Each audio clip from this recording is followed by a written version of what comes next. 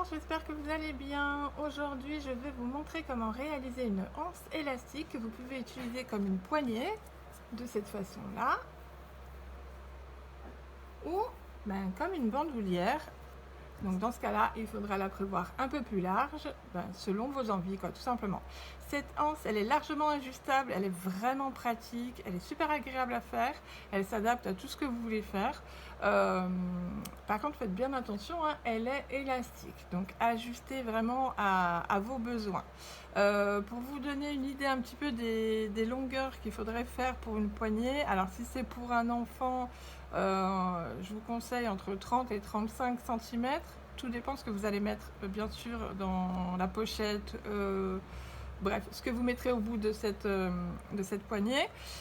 Pour un adulte, à peu près 40 à 45 cm. Et pour la bandoulière, donc là, vous pourrez encore même faire plus large que ça, hein, bien sûr. C'est conseillé entre 100 à 120 pour un adulte, mais c'est pareil. Faites attention à ce que vous mettez dedans, ça dépend ce que vous mettez dans votre sac, voilà, dans votre pochette, voilà. Et 70 à 90 cm pour un enfant. Mais vraiment, hein, c'est vous qui décidez, vous ajustez selon ce que vous allez en faire, etc. Allez, c'est parti, on commence.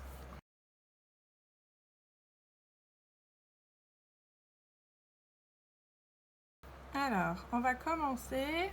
Déjà, on va garder une longueur de fil avant de monter un nœud coulant. Pourquoi on va laisser une longueur de fil? Tout simplement, c'est pour la couture. Alors après, c'est pareil. Ça, je ne vais pas vous le montrer, mais la couture, ça dépend de la tâche que vous aurez décidé de faire.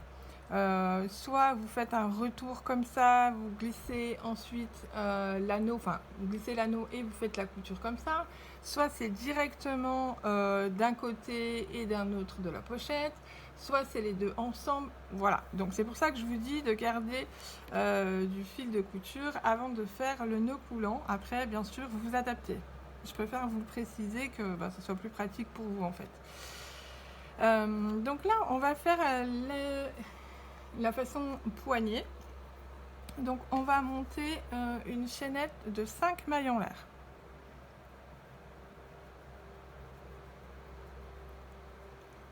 Comme ceci. Et on va aller piquer dans le troisième brin de la deuxième maille en l'air. Donc on l'a déjà montré, hein, on tourne comme ça et on pique dans la bosse qui se trouve à l'arrière. Le troisième brin, c'est celui-là, de la deuxième maille, c'est la deuxième bosse. Et on va faire des mailles coulées à chaque bosse. Donc normalement, vous devriez avoir 4 mailles serrées. J'ai dit mailles coulées avant, je crois, hein. Donc c'est bien des mailles serrées.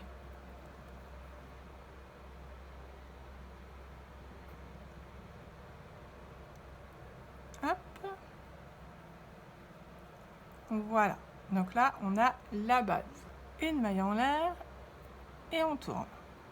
Ensuite, on va faire une maille serrée à côté, une maille serrée. Et maintenant, on va faire une maille serrée allongée et on va la faire là où on a piqué la première maille serrée, c'est-à-dire juste ici. Voilà. Donc la maille serrée allongée, c'est une maille serrée comme d'habitude. On pique, on fait le jeté, on ramène et c'est là où on va allonger. On ramène, on allonge à hauteur des autres. On fait le jeté et on passe dans les deux boucles. Voilà, ça c'est notre maille serrée allongée. Donc une fois qu'on a fait la maille serrée allongée, on va sauter la maille suivante et dans la dernière, on va faire une maille serrée. On a fini le rang 2. Une maille en l'air, on tourne. Et pour le rang 3, en fait, on va répéter le rang 2. Une maille serrée, à côté, une autre maille serrée. Ensuite, une maille serrée allongée dans la première maille serrée, comme ceci. On saute une maille et dans la dernière, une maille serrée. Et on continue. On tourne, une maille serrée, encore une maille serrée. Ensuite, la maille serrée allongée dans la première maille serrée.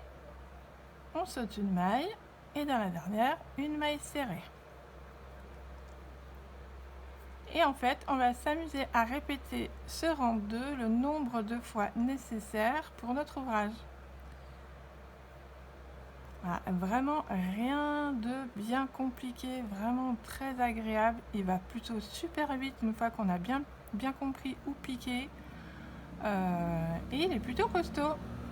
Ça fait déjà plusieurs années que j'utilise ce motif là en bandoulière et j'en suis très satisfaite, donc c'est pour ça que je partage ça avec vous. Après voilà, si on veut pas d'élasticité, bon bah c'est pas du tout le point qu'il faut faire, hein. Clairement il est élastique, hein. Voilà, ça se monte assez vite, vraiment c'est super agréable à faire. Un vrai petit bonheur à réaliser ce point. Voilà, je vais m'arrêter là pour vous montrer. Hop.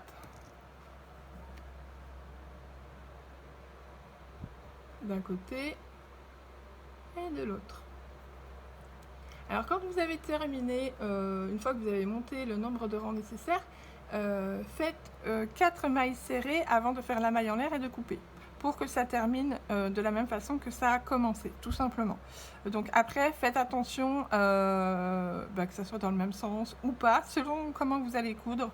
Donc faites bien attention au sens. Maintenant, je vais vous montrer la version un peu plus large. Je vais juste me donner un peu de mou sur le fil, ça serait super.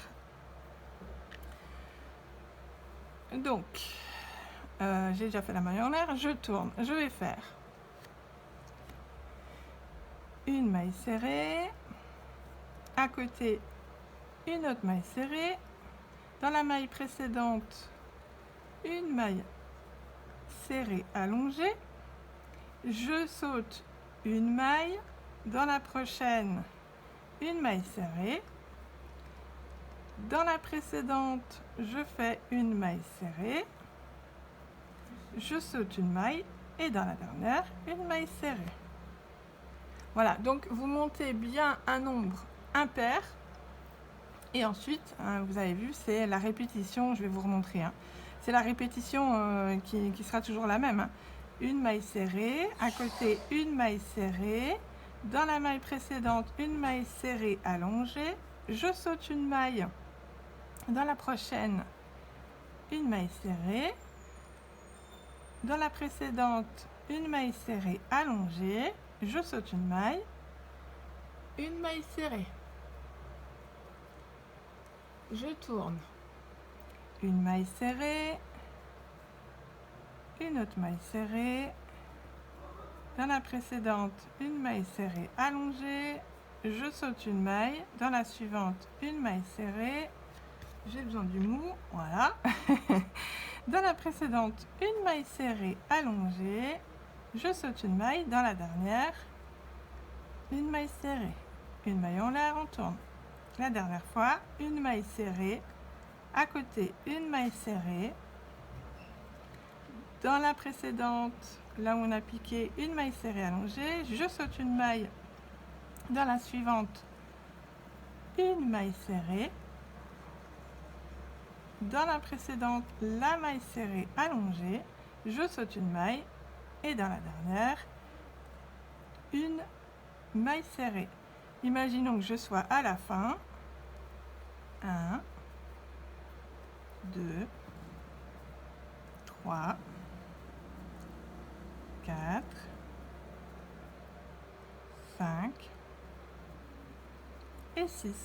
Ça veut dire que j'ai monté une chaînette de 7 mailles en l'air au départ. Je fais une maille en l'air, je laisse du fil avant de couper et donc j'ai un début et une fin qui sera identique. Voilà, j'espère que ce tuto vous aura plu. N'hésitez pas à vous abonner, à liker et à commenter et je vous dis à bientôt pour un nouveau tuto.